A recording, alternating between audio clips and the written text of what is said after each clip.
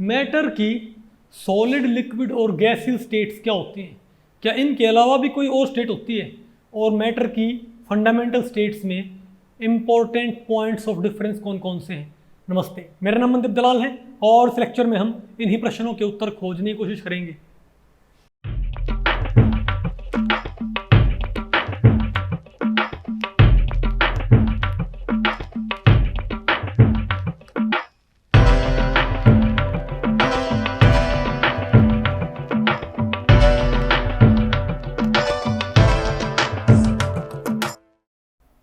Okay, तो भाई आज हम क्या पढ़ेंगे? 11th क्लास का chapter 5 states of matter, gases and liquids. तो इसमें पहला टॉपिक हमारा क्या रहेगा? Introduction to states of matter.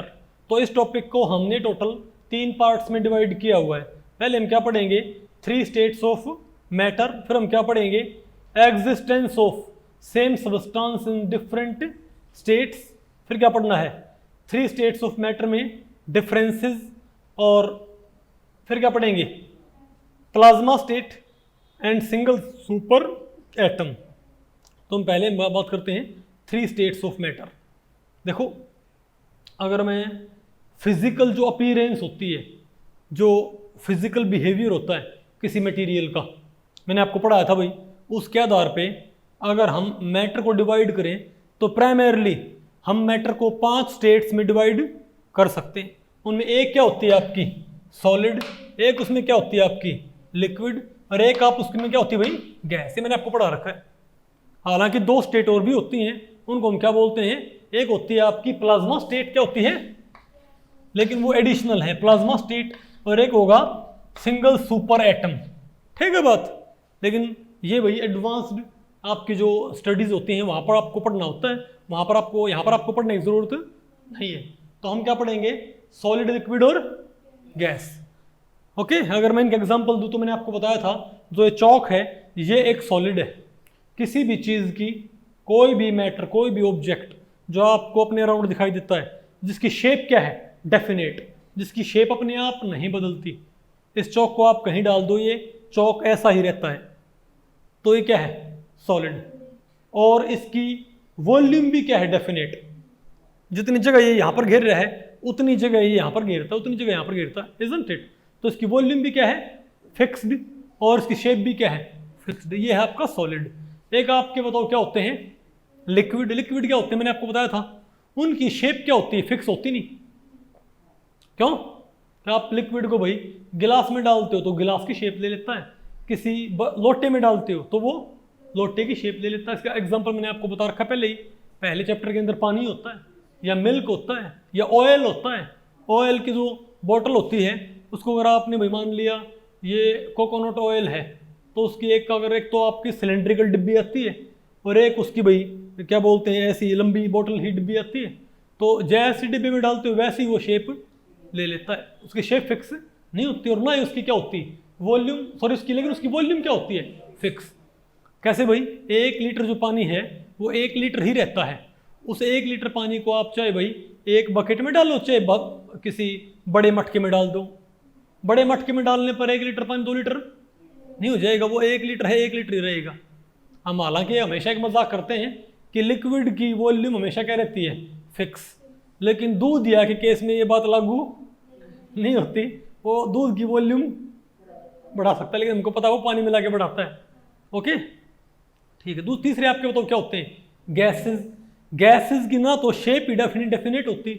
अगर आपने किसी धुएं को किसी फूकनी में रोक दिया, फूकनी आपको पता होगी ना, एक लंबी सिलेंड्रिकल डिवाइस होती है, तो धुएं की शेप क्या हो जाएगी? सिलेंडर टाइप हो जाएगी। धुएं को आपने किसी मटके में रोक दिया तो धुआं मटके की शेप ले लेता है। धुएं को आपने जिस तरह के वेसल में रोका है उस वेसल की शेप ले लेगा। तो शेप भी उसकी फिक्स नहीं होती और ना ही उसकी वॉल्यूम फिक्स होती। कैसे भाई? अगर मान लिया अगरबत्ती है, ठीक है, अगरबत्ती अगर आपने किसी, ये मानो अगरबत्ती जला रखी है आपने, उससे धुआं निकलता है ना, लेकिन वो आपने एक रसोई में जला रखी है, तो वो धुआं, वो स्मोक होएगा जो अगरबत्ती का, वो पूरे रसोई में फैल जाएगा। फिर रसोई का दरवाज़ा खोल दें, एयर टाइट दरवाज़ा खोल दें और उसको मेन हॉल से जोड़ दें, जुड़ा हुआ है, तो मेन हॉल में फैल जाएगी वही धुआं। तो उसकी वॉल्यूम भी डेफिनेट नहीं होते, हमको पता है भाई, ठीक है ना। तो हमको थोड़ा आइडिया है भाई सॉलिड, लिक्विड और गैसेज क्या होते हैं। प्राइमरी 3 शेप होती है, 2 शेप और भी होती हैं, प्लाज्मा स्टेट और ए सिंगल सुपर एटम। अब आप कहोगे कोई चीज सॉलिड कब होती है, तो आप इसको क्लासिफाई कर सकते हो उनके मेल्टिंग और बॉइलिंग पॉइंट के आधार पे। अब मैं थोड़ा आपको बता दूं भाई मेल्टिंग पॉइंट क्या होता है। मेल्टिंग पॉइंट, जब आप किसी चीज को गर्म करते हो ना, तो एक स्टेट को दूसरी स्टेट में बदला जा सकता है सिंपली टेम्परेचर को चेंज करके, तापमान को घटा के या बढ़ा के आप एक चीज को एक स्टेट को दूसरी स्टेट में ट्रांसफॉर्म कर सकते हो। फॉर एग्जाम्पल आइस है, बर्फ जो होती है आप उसे गर्म कर दो तो बर्फ 0 डिग्री सेल्सियस पे क्या बन जाएगी, पानी बन जाएगी। मान लिया आपके पास पता हो ना आपको भाई, बर्फ गर्म करने पर क्या बन जाती है, पानी बन जाती है, और पानी गर्म करने पर और गर्म कर दे क्या बन जाएगी, भाप बन जाएगी। ठीक है, तो बॉइलिंग, तो मेल्टिंग पॉइंट क्या होता है, क्या भाई मेल्टिंग पॉइंट क्या होता है। मेल्टिंग पॉइंट होता है एटमॉस्फेरिक प्रेशर के ऊपर, जब एटमॉस्फेरिक प्रेशर हो तो जिस टेम्परेचर पर क्या भाई सॉलिड किसे बदल जाए, लिक्विड में, उसको बोलते हैं मेल्ट होगी ये चीज।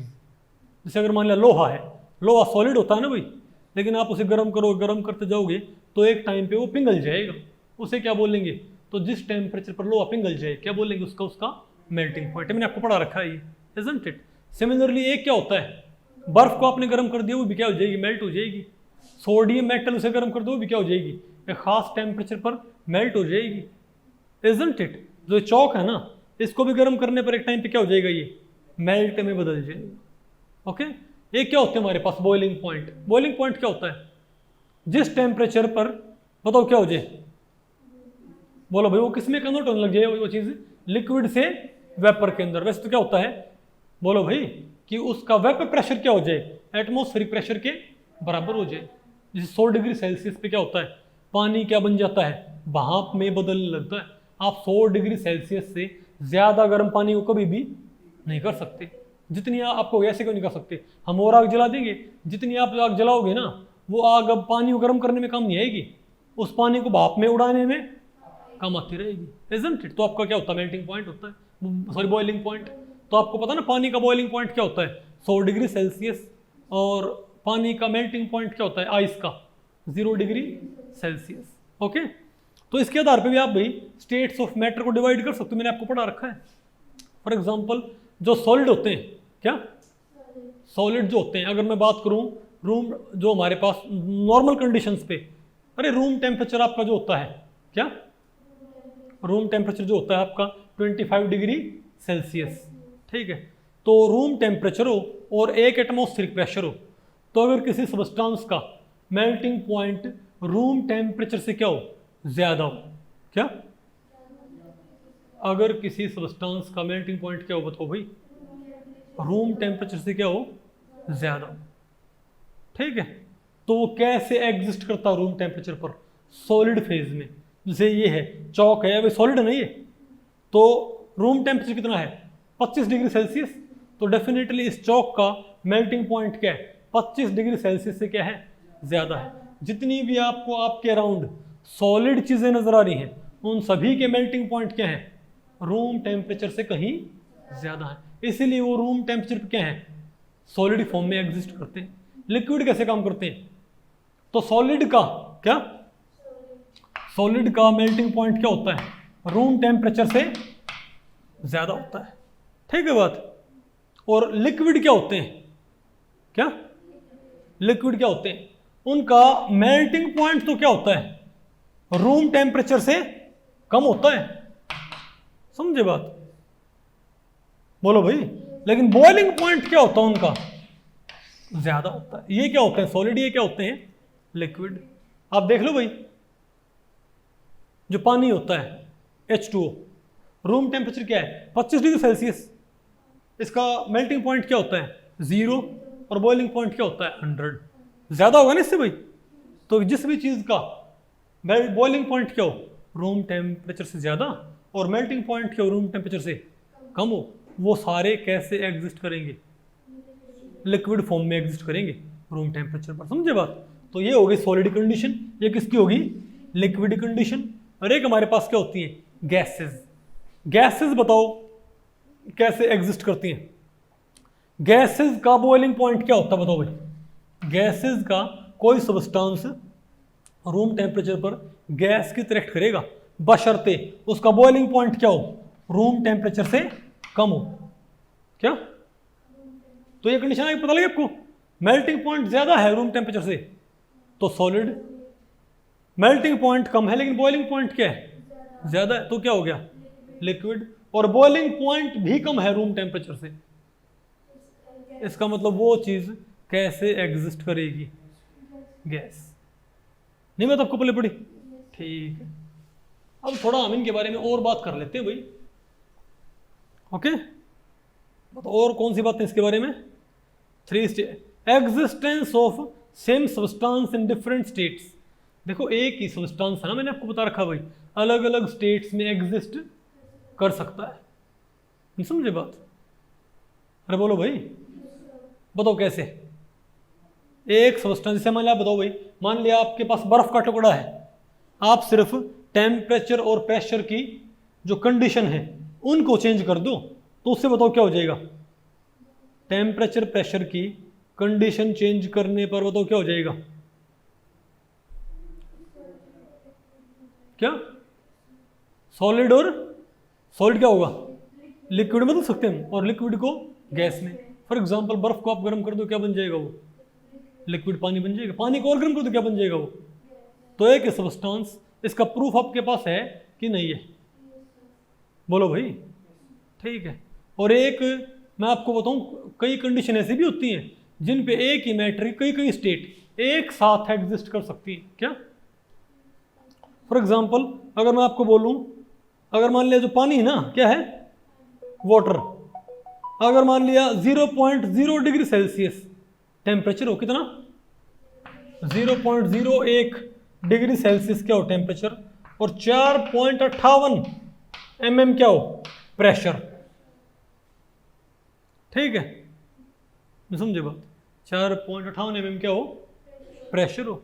तो इस पर्टिकुलर कंडीशन पे टेम्परेचर, सॉरी पर्टिकुलर कंडीशन पे जो वाटर होता है ना वो लिक्विड सॉलिड और गैस तीनों फेज एग्जिस्ट करते हैं। क्या आपको कैसे कैसे भाई, ये आप आगे बड़ी क्लास में पढ़ोगे, इसको बोलते हैं ट्रिपल पॉइंट ऑफ वाटर। क्या बोलते हैं इसको, ट्रिपल पॉइंट ऑफ वाटर। यानी कि टेम्परेचर इतना कर दो और प्रेशर क्या कर दो 4.58 mm। तो इस पर्टिकुलर प्रेशर और इस पर्टिकुलर टेम्परेचर पर तीनों जो स्टेट है ना वाटर की वो को एग्जिस्ट करती हैं। क्या करती हैं, को एग्जिस्ट एक साथ। यानी पानी वहां पर साइमल्टेनियसली क्या होगा, लिक्विड भी सॉलिड भी और गैस भी। बात आपको पहले पड़ गई। खैर ये आप आगे पढ़ते हो भाई, आप पढ़ोगे इनको बड़ी क्लासेस में। ये होता है आपका फेज इक्विलिब्रिया। क्या होता है, ये आप बीएससी में आपका टॉपिक आएगा, 12वीं क्लास में आपका टॉपिक नहीं है। आगे आपको जैसे मैं आपको बताऊं, जैसे पानी को, जैसे बर्फ को आप गर्म करते हो, अगर मैं जैसे 1 mm पे सॉरी अगर मैं 1 atm प्रेशर पे, क्या 1 एटमॉस्फेरिक प्रेशर पे अगर मैं बर्फ को गर्म करता हूं तो क्या बन जाएगा वो, पहले पानी बनेगा और फिर बाद में क्या बनेगा गैस। लेकिन अगर मैं प्रेशर को एक खास वैल्यू बदल दूं ना, अगर मैं प्रेशर को बदल दूं तो प्रेशर को अगर मैं चेंज कर देता हूं तो बर्फ को सीधे आइस में बदला, सीधे,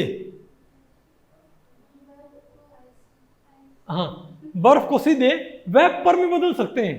किसमें, उसको बोलते हैं सब्लिमेशन। क्या बोलते हैं, जैसे फिलहाल क्योंकि मैं इसकी बड़ी डिटेल में जाऊंगा नहीं, मैं तो आपको पहले पढ़ी कि आपको हो गया ऐसे कैसे, तो भाई वहां पर प्रेशर कंडीशन क्या हो जाएगी, जैसे 1 एटमॉस्फेरिक प्रेशर है, क्या है 1 एटमॉस्फेरिक प्रेशर है, तो सॉलिड गर्म करने पर पहले क्या बनता है, पानी है, आइस पहले क्या बनेगी पानी, और फिर पानी क्या बनेगा वेपर, होता ना ऐसा भाई। लेकिन अगर आप प्रेशर 1 एटमॉस्फेरिक से बदल दो, क्या, अब मुझे याद नहीं एग्जैक्टली कितना प्रेशर होता है, लेकिन एक ऐसी प्रेशर की रेंज होती है, अगर आपने प्रेशर की वो रेंज रखी ना, क्या रखी, प्रेशर आपने वो रखा ऊपर से, तो आइस को गर्म करने पर वो पानी नहीं बनेगा, पहले सीधे क्या बन जाएगा, उसको बोलते हैं सब्लिमेशन। क्या बोलते हैं, तो सॉलिड से लिक्विड बनाना क्या कहलाता है? मेल्टिंग। लिक्विड से वेपर बनाना क्या कहलाता है? इवेपोरेशन। बॉइलिंग क्या कहलाती है? बॉइलिंग कहलाती है। समझे बात? और सॉलिड से सीधे क्या बनाना? जैसे कपूर होता है, कपूर होगा ना, आपको पता भाई, कपूर सीधे क्या बन जाता है? सॉलिड से किस में बनता है? वेपर में। नहीं समझे बात? वहां पर अगर यानी कपूर क्या करता है? एक एटमॉस्फेरिक प्रेशर पे सीधे क्या बनाता है? सॉलिड से गर्म करने पर। लेकिन कुछ अगर हम प्रेशर बदल देंगे ना, तो कपूर को पहले किस में कन्वर्ट कर सकते हैं? लिक्विड में, और बाद में किस में? वेपर में। Step to step. नहीं बात आपको पहले पड़ी? ठीक है, तो ध्यान रखियो भाई, एक ही मैटर कई तरह की स्टेट्स में एग्जिस्ट कर सकता है। ओके, ठीक है। और बताओ क्या है अब? क्या हमारे पास important differences between 3 states of matter. अब आपने देखना है जो मैटर की 3 स्टेट्स हैं, प्राइमरी स्टेट्स, मेन स्टेट्स, उन बेसिक स्टेट्स, उनमें क्या क्या डिफरेंस होते हैं। तो एक आपके पास क्या है? सॉलिड। एक आपके पास क्या है? लिक्विड। एक आपके पास क्या है? बताओ भाई? गैस। ओके, तो पहला डिफरेंस तो ये होता है कि जो सॉलिड होते हैं ना, सॉलिड में जो क्या होते हैं? कॉन्स्टिट्यूएंट्स, मैंने आपको बता रखा है, ये क्लोजली पैक्ड होते हैं। क्या होते हैं? Closely packed. मतलब सॉलिड जो मटेरियल होता है वो उसके कॉन्स्टिट्यूएंट्स में दूरी बहुत ही कम होती है, बहुत ही अच्छे से पैक्ड होते हैं। मतलब पार्टिकल बहुत नजदीक नजदीक होते हैं सॉलिड के। लिक्विड में क्या होता है? पार्टिकल थोड़ा क्या होते हैं? Loosely packed. पार्टिकल थोड़ा सा क्या होते हैं? बताइए भाई? नहीं मतलब आपको, थोड़ा लूजली पैक्ड होते हैं। नहीं आपको, इनसे लूजली पैक्ड होते हैं। और जो गैसेस होती हैं उनमें पार्टिकल्स बहुत ही ज्यादा लूजली पैक्ड होते हैं, बहुत दूर दूर होते हैं। Isn't it? दूसरा, सॉलिड में जो पार्टिकल्स होते हैं उनका अरेंजमेंट रेगुलर भी हो सकता है। क्या? वो लॉन्ग रेंज ऑर्डर शो कर सकते हैं। मतलब सॉलिड के जो पार्टिकल्स होते हैं उनमें एक पर्टिकुलर, एक खास अरेंजमेंट होता है पार्टिकल्स का आमतौर पे। क्रिस्टल सॉलिड्स के अंदर पता होगा ना आपको भाई। लिक्विड्स में ऐसा नहीं होता। लिक्विड्स में पार्टिकल्स क्या होते हैं? मतलब कमोबेश रैंडमली क्या होते हैं? डिस्ट्रीब्यूटेड। और गैस में क्या होता है? पार्टिकल्स ऐसे रैंडमली मूव करते रहते हैं। नहीं है आपको? अगर हम बात करें इंटरमोलिकुलर फोर्सेस की। इंटरमोलिकुलर फोर्सेस क्या होती हैं यहाँ पर? कॉन्स्टिट्यूएंट्स के बीच में जोड़। मैंने आपको पढ़ा रखा सारा भाई। किसी भी मटेरियल के जो कॉन्स्टिट्यूएंट पार्टिकल्स, उसको बनाने वाले जो कण हैं, जो पार्टिकल हैं, उनको जो फोर्स जोड़ती, क्या बोलते हैं उनको? Intermolecular forces. तो सॉलिड में क्या है? स्ट्रॉन्गर क्या होती है? Intermolecular forces. लिक्विड में क्या होती हैं? वीक। और इसमें क्या होती हैं? वीकेस्ट। आगे आपको सॉलिड्स की डेंसिटी क्या होती है? ज्यादा होती है। लिक्विड्स की डेंसिटी कम होती है। और गैसेस की डेंसिटी क्या होती है? बहुत ही कम होती है डेंसिटी, मास बटे वॉल्यूम। लेकिन ध्यान रखियो, आइस जो है ना, क्या हुई? आइस एक ऐसा सॉलिड है जो अपने लिक्विड से, ज्यादातर लिक्विड्स क्या होते हैं? लेस डेंस होते हैं। किससे? ज्यादातर लिक्विड्स ज्यादातर सॉलिड मेल्ट करने पर थोड़े से क्या होंगे? फैल जाएंगे, नहीं ज्यादा स्पेस घेरेंगे। तो डेंसिटी क्या होती है आपकी? मास बटे वॉल्यूम। तो वॉल्यूम बढ़ गई, मास उतना ही है, डेंसिटी घट गई ना। समझे बात? तो ज्यादातर सॉलिड्स क्या होते हैं? लिक्विड में बदलने पर क्या हो जाएंगे? लेस डेंस हो जाएंगे, सॉरी मोर डेंस। अगर वॉल्यूम घटेगी, तो सॉरी नहीं, ज्यादातर सॉलिड लिक्विड में बदलने पर वॉल्यूम क्या होगी? बढ़ जाएगी, तो डेंसिटी घट जाएगी। समझे बात? लेकिन आइस क्या होती है? वो मेल्ट करने पर पानी बनता है, वो क्या होता है? मोर डेंस। आइस क्या होती है? लेस डेंस होती है। किससे? सॉलिड आमतौर पे अपने लिक्विड काउंटर पार्ट से क्या होता है? मोर डेंस। सॉलिड अपने लिक्विड काउंटर पार्ट से क्या होता है? मोर डेंस। आइस लेकिन क्या होती है? Less dense. तभी तो आइस क्या होती है? पानी में तैरती है। अगर आइस जो बर्फ है वो मोर डेंस होती तो पानी में डूबती नहीं क्या? वो नहीं बेटा, वो पानी में क्यों तैरती है? क्योंकि उसकी डेंसिटी क्या पानी से कम है। समझे बात? वो इसीलिए ऊपर आ जाती है। Isn't it? अरे बोलो भाई, और इसका फ़ायदा बहुत है। ओके, आपको ऐसे कैसे फ़ायदा है? इसका फ़ायदा ये है, आपको पता होगा ना, जो अगर ये नेचर में ये चीज़ ना होती ना तो लाइफ धरते तो एक्वाटिक लाइफ पॉसिबल नहीं थी ज़मीन के ऊपर काफ़ी हद तक। आपको ऐसे कैसे? क्योंकि भाई आप ये देखो, अगर मान लिया जब ठंड पड़ती है, जो समुद्री इलाके हैं, अंटार्कटिका वगैरह है ना, या भाई जहाँ पर झील वगैरह हैं, तो वहाँ पर जब आइस क्या बन जाती है, ऊपर का पानी क्या बन जाएगा, आइस बन जाएगा। अब अगर वो हैवी होता ना पानी से, तो वो आइस कहाँ जाके बैठ जाती, नीचे की तरफ, पानी ऊपर आ जाता, फिर वो भी क्या हो जाता, आइस बदलता, फिर वो नीचे। नहीं समझे बात? इस तरह से पूरी नीचे से लेकर ऊपर तक झील क्या हो जाती, आइस में कन्वर्ट। फिर उसमें मछलियाँ तैरती कैसे? वो तो क्या हो रखा है, ऊपर वाला पानी क्या बन जाता है, आइस, और ऊपर एक इंसुलेशन तैयार कर देता है। क्या इंसुलेशन तैयार करता है नीचे किसके ऊपर, पानी के ऊपर भाई। तो नीचे वाला पानी इतना ठंडा नहीं हो पाता। नहीं बात आपको पहले पड़ी भाई, उसके ऊपर तैरता रहता है। बात आपको पहले पड़ी, अदरवाइज ये बात, अदरवाइज आगे ना आपको ये। अच्छा, और क्या डिफरेंस होते हैं, और क्या डिफरेंस होते हैं? जो सॉलिड होता है ना, सॉलिड के कौन से, देखो 3 तरह की आप आगे पढ़ोगे एनर्जी होती है। एक होती है वाइब्रेशनल एनर्जी, एक होती है ट्रांसलेशनल एनर्जी, एक होती है रोटेशनल एनर्जी। समझे बात? कौन कौन सी? Translational, vibrational and rotational. तो ट्रांसलेशनल एनर्जी क्या होती है? अगर पार्टिकल्स ऐसे ऐसे ऐसे मूव कर रहा हो किसी पर्टिकुलर दिशा में, तो क्या बोलते हैं, क्या है इसके पास, ट्रांसलेशनल एनर्जी। समझ गए बात? अरे बोलो भाई, अगर ये चौक है ऐसे मूव कर रहा है तो क्या इसमें, ट्रांसलेशनल एनर्जी। एक डंबल है, 2 वेट हैं, और यहां पर एक स्प्रिंग बांध दो। क्या बांध दो? एक स्प्रिंग। अगर डंबल को आपने उठा के फेंक दिया उस साइड, तो इसमें क्या है, ट्रांसलेशनल एनर्जी। फिर डंबल को ऐसे करो, ये क्या है इसके अंदर, वाइब्रेशनल एनर्जी। और डंबल को ऐसे घुमा दो, वो क्या है इसके अंदर, रोटेशनल एनर्जी। तो आमतौर पर जो मॉलिक्यूल्स होते हैं ना, वो रैंडमली दिशाओं में भागते भी हैं गैस में।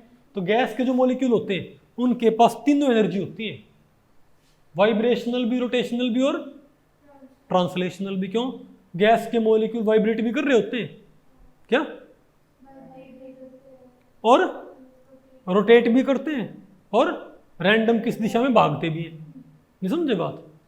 मोनोएटॉमिक गैस छोड़ दें तो किसको भाई, मोनोएटॉमिक में सिर्फ क्या होती है, ट्रांसलेशनल, क्योंकि वहां पर भाई रोटेट नहीं कर सकता। उसकी वजह आपको आगे बताएंगे, ठीक है बात? ओके, नहीं आपको सुने? तो इसके मॉलिक्यूल्स के पास तीनों एनर्जी होती है, ट्रांसलेशनल, रोटेशनल और वाइब्रेशनल। लिक्विड के पास क्या होती है, वाइब्रेशनल होती है, और थोड़ी बहुत क्या होती है, ट्रांसलेशनल और रोटेशनल, थोड़ी बहुत, ठीक है बात। लेकिन जो सॉलिड होता है, सॉलिड के पार्टिकल्स क्या होते हैं, अपनी जगह पे फिक्स्ड, वो ऐसे रैंडमली मूव, तो उनके पास ट्रांसलेशनल एनर्जी नहीं होती, ना ही वो रोटेट कर सकते। तो क्या नहीं होती उनके पास, रोटेशनल ऊर्जा भी नहीं होती उनके पास, सिर्फ क्या होती है, वाइब्रेशनल एनर्जी। वो पार्टिकल होता है जो सॉलिड का, वो अपनी जगह पे ऐसे मूव करता रहता है, ऐसे। आगे आपको, तो ये इनके अंदर क्या भाई, बेसिक डिफरेंस। अच्छा, जो सॉलिड्स हैं, क्या और बताओ क्या, सॉलिड की मैंने आपको बताया भाई, इनके पास डेफिनेट क्या होती है, शेप, और डेफिनेट क्या होती है, वॉल्यूम, इजंट इट। और इनके पास क्या होती है, डेफिनेट शेप तो नहीं होती, लेकिन डेफिनेट वॉल्यूम होती है लिक्विड्स की। और गैसेस के पास क्या होती है, ना डेफिनेट शेप और ना ही डेफिनेट वॉल्यूम।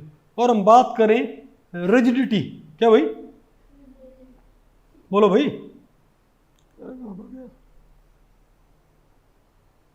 नहीं आपको? अच्छा बताओ, अगर हम ये कहें कंप्रेसिबिलिटी और थर्मल एक्सपेंशन, क्या कंप्रेसिबिलिटी क्या है, इनको दबाया जा सकता है कि नहीं हो सकता भाई? सॉलिड्स को दबाना क्या है, बहुत मुश्किल। तो सॉलिड ऑलमोस्ट क्या होते हैं, इनकम्प्रेसिबल। समझे बात? और गर्म करने पर फैलते भी, लेकिन बहुत कम फैलते हैं। नहीं बात आपको पहले पड़े, तो हम क्या बोलेंगे, गर्म करने पर ये फैलते नहीं, और दबाना इनको इतना मुश्किल, दबाना इनको मुश्किल होता है।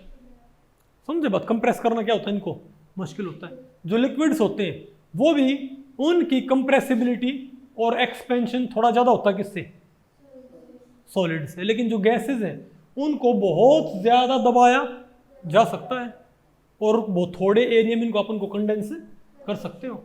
और गर्म करने पर वो बहुत ज़्यादा फैल जाती हैं। नहीं आपको समझ भाई? अरे बोलो। ठीक है, आसान है मुश्किल भाई? तो मेरे ख्याल से आपको पल्ले पड़ गया। ओके, अच्छा और क्या हमारे पास है बताओ? Plasma state. अब थोड़ा हम इसकी वैसे बात कर लेते हैं। तो मैटर की आपने 3 स्टेट तो पढ़ ली भाई, सॉलिड, लिक्विड और गैस।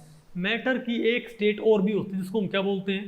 Plasma state. उसमें क्या होता है? इलेक्ट्रॉन्स और पॉजिटिव आयंस होती हैं। क्या होती है? इलेक्ट्रॉन्स और पॉजिटिव आयंस। जैसे सन के अंदर वो किससे बनता है? जब बहुत ही ज्यादा हॉट गैसेज हो। क्या भाई होता है ना, सन के अंदर जो मेटेरियल नहीं वो प्लाज्मा स्टेट के अंदर है। तो आपको पहले पड़ गई? अरे बोलो भाई, क्या हमारी मैटर की 4th स्टेट। ठीक है, और एक क्या होती है मैटर की 5th स्टेट। उसमें क्या होता है? उसमें आप सॉलिड्स को एक्सट्रीमली कूल डाउन कर दो। तो सॉलिड्स को मैंने बहुत ज़्यादा क्या कर दिया? कूल डाउन कर दिया ना। तो कई बार क्या होता है कि एटम्स अपनी इंडिविजुअल आइडेंटिटी खो देंगे। क्या? अरे बोलो भाई, एटम्स अपनी इंडिविजुअल आइडेंटिटी खो देंगे और एक कंडेंस होकर क्या बना लेंगे? एक सिंगल सुपर एटम बोलेंगे उसको। मतलब जब इंडिविजुअल एटम्स, अलग अलग एटम्स अपनी इंडिविजुअल आइडेंटिटी खो देना तो हम क्या बोलते हैं? क्या कौन सी स्टेट बन चुकी है हमारे पास? ये सिंगल सुपर एटम। ये आपको सुने? ठीक है, तो मेरे ख्याल से आपको बेसिक आपको आइडिया पता लग गया स्टेट्स ऑफ मैटर का। अब ध्यान रखो भाई, जो इसमें क्या होती है? Solid state. तो मैटर की प्राइमरी 3 स्टेट है ना, जो प्लाज्मा स्टेट है और जो बाकी भी सिंगल सुपर एटम है वो तो आपके स्कोप में है नहीं। बची क्या आपके पास? सॉलिड, लिक्विड और गैस। जो सॉलिड स्टेट है वो भाई 12वीं क्लास में हम पढ़ाते हैं। पहला ही चैप्टर है सॉलिड स्टेट, और यहां पर आपने क्या पढ़ना होता है? Gases state and liquid state. Okay, तो इस चैप्टर में हमारा फोकस ज्यादातर किसके ऊपर रहेगा?